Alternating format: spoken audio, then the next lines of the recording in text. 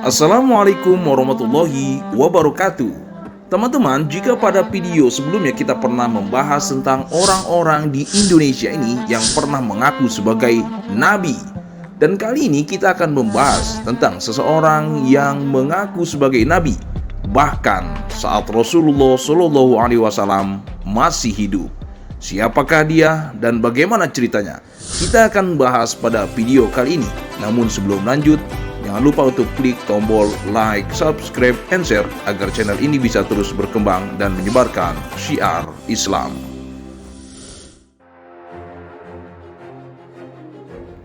Musailamah Al-Kadzab adalah seorang yang mengaku dirinya sebagai nabi pada masa Nabi Muhammad SAW masih hidup.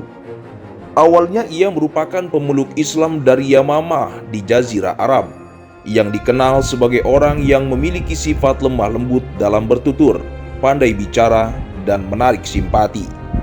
Bahkan di lingkungan sekitarnya, Musailamah Al-Kadzab didukung oleh Bani Hanifah dan memiliki pengaruh cukup besar.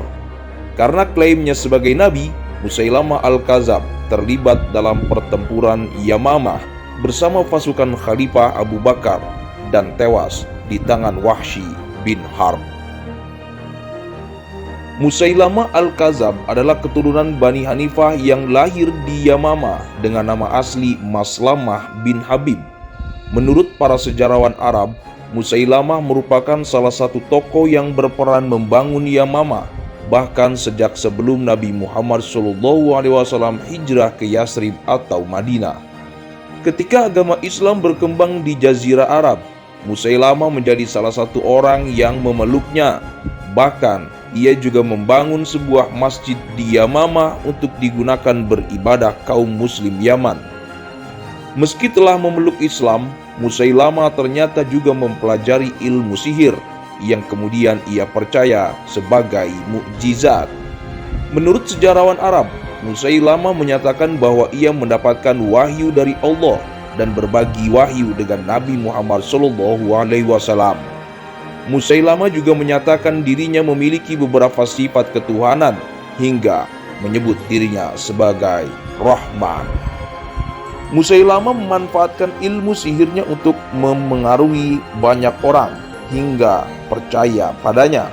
Bahkan tidak sedikit yang terpengaruh dan percaya dengan klaimnya sebagai nabi, khususnya Bani Hanifah yang berada di lingkungannya.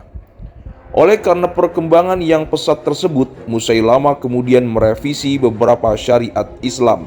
Salah satu syariat Islam yang direvisi adalah terkait ibadah sholat, di mana ia memberikan kebebasan terhadap pengikutnya untuk tidak melaksanakan sholat. Na'udzubillah. Selain itu, Musailamah menyusun kitab suci untuk menandingi Al-Quran yang isinya mengulas tentang keunggulan sukunya, Bani Hanifah, atas Bani Quraisy. Karya Musailamah tersebut justru mengundang ejekan karena isinya bahkan jauh di bawah standar sastra Arab kala itu. Oleh sebab itu, Musailamah diberi gelar Al-Kadzab yang artinya pembohong. Ajaran Musailamah Al-Kadzab semakin berkembang hingga Nabi Muhammad SAW wafat pada tahun 632. Setelah meninggalnya Nabi Muhammad SAW, Musailamah dan pengikutnya semakin membuat muak pemimpin Islam di Madinah yang dipimpin oleh Khalifah Abu Bakar As-Siddiq. Bahkan Musailamah menyerukan akan memerangi Madinah yang saat itu menjadi pusat pemerintahan Khulafaur Rasyidin.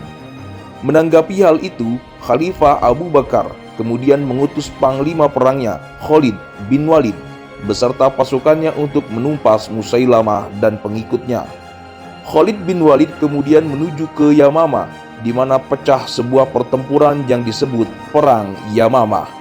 Perang tersebut berakhir ketika Musailamah Al-Kadzab tewas di tangan Wahsy bin Harb, mantan budak yang membunuh paman Nabi Muhammad SAW, yaitu Hamzah pada saat Perang Uhud.